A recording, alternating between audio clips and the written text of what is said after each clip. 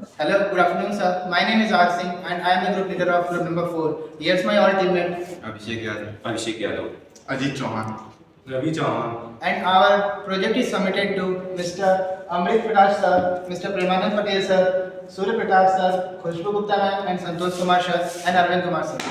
हमारा project smart lab basically उन लोगों के लिए बनाया गया है, ऐसे लोग जो किसी तरह फिजिकली डिसेबल हैं या फिर ऐसे सोल्जर्स जो सीमा पे लगे हुए हैं या फिर ऐसी जगह जहाँ पे आप किसी भी तरह से वॉइस कम्युनिकेशन नहीं कर सकते, उन कम्युनिकेशन के बैरियर्स को तोड़ने के लिए और एक तरह से आप गेस्चर कम्युनिकेशन का एक नया वे इसे बनाया गया है। यह आपको अलग अलग मोमेंट्स पे अलग अलग सिग्नल्स, अलग अलग हैंड गेस्चर्स से अलग अलग सिग्नल जनरेट करता है और उस सिग्नल को बिना किसी टावर या अदर किसी सोर्स के हेल्प के डायरेक्ट एक तरह से वॉकी टॉकी की तरह ही आपस में कम्युनिकेट करता है। इसको अदर किसी सोर्स या बैटरी सोर्स की ज़रूरत नहीं है।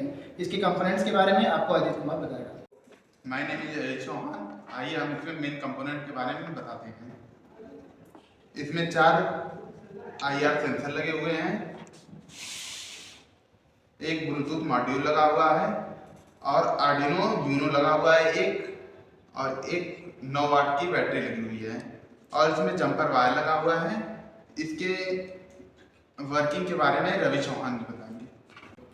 My name is Ravi Chauhan. आइए इसके वर्किंग के बारे में जानते हैं। इसमें 4 IR सेंसर लगे हैं जो प्रत्येक फिंगर के लिए अलग अलग IR सेंसर यूज किए गए हैं, जो प्रत्येक फिंगर के मूवमेंट को डिटेक्ट करेंगे एंड सिग्नल को आर्डिनो यूनो में सेंड करेंगे। आर्डिनो डाटा को प्रोसेस करेगा एंड ब्लूटूथ मॉड्यूल के जरिए हमारे मोबाइल एप्लीकेशन को नोटिफाई करेगा।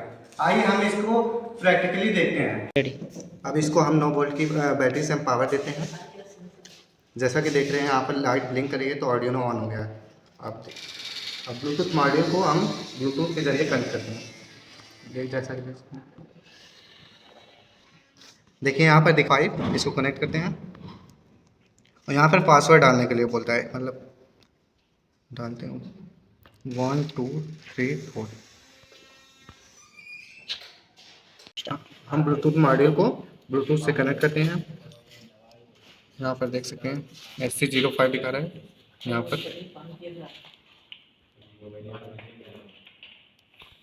अब हम इसके मोबाइल एप्लीकेशन में जाते हैं।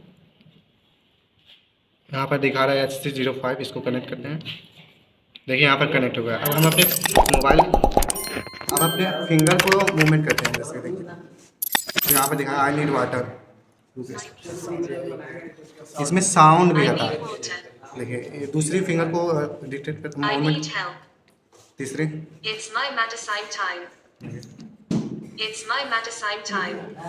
जैसा कि यहाँ पर मतलब अपने फिंगर को डिटेक्ट करते हैं तो सेंसर करके ऑडियो को प्रोसेस करता है। ऑडियो प्रोसेस सिग्नल को ब्लूटूथ मॉड्यूल की हेल्प से मोबाइल को नोटिफाइड करता है। तो आपने देखा कि हमारा प्रोजेक्ट कुछ इस प्रकार से वर्क करता है। यदि कोई इंसान पैरालाइज है, वो बोल नहीं सकता, तो उसके लिए बहुत ही हेल्पफुल साबित होगा। इसके फीचर्स के बारे में Abhishek Yadav. My name is Abhishek Yadav. आइए इसके एप्लीकेशन के बारे में बताते हैं। इसका यूज हम मेडिकल फील्ड में पेशेंट का देखभाल के लिए करते हैं, घर में बुजुर्ग व्यक्ति के लिए करते हैं, बोलने में असमर्थ व्यक्ति के लिए इसका यूज करते हैं, बाकी एजुकेशन इंस्टीट्यूट में करते हैं, इमरजेंसी सिचुएशन में इसका यूज करते हैं। इसके फ्यूचर स्कोप के बारे में अभिषेक यादव बताएंगे। अभिषेक यादव, मैं ग्रुप नंबर 4 का मेंबर हूँ।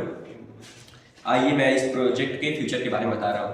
ये जो मेरा मेन प्रोजेक्ट है, इसका मेन उद्देश्य है पैरालाइज पेशेंट के लिए डिजाइन किया गया है। जैसे कि जो भी व्यक्ति पैरालाइज होता है और उसका माइंड काम करे और शरीर का कोई अंग काम ना करे, तो उसके लिए मतलब ये बहुत ही लाभकारी सिद्ध होगा। जैसे कि आप देख सकते हैं इसमें 4 IR सेंसर लगा है जो फिंगर को मूवमेंट की वजह से हमें अलग अलग प्रकार का सिग्नल भेजा है। जैसे कि आपको पहले वीडियो में रवि चौहान के द्वारा दिखाया गया है कि कौन सी फिंगर किस चीज़ के लिए अवेलेबल है। आप लोगों ने उसको देख लिया है और फ्यूचर में इसका ये काम है कि अगर हम इसको हॉस्पिटल में लगा सकते हैं, जैसे कोई भी पैरालाइज व्यक्ति एडमिट है तो जैसे कि उसके लिए हमको एक पर्सनली नर्स रखनी पड़ेगी। अगर नर्स की रखेंगे तो हमारी कॉस्टली ज़्यादा खर्च होगी। उसको इनकम को अपने बचाने के लिए इसको हम प्रयोग कर सकते हैं, जिससे हमारी इनकम भी सेव होगी और इसका एक बार उपयोग कर देंगे तो हमारे लाइफ टाइम के लिए हो सकती है और टाइम पे इसकी सर्विस कर दे सकते हैं।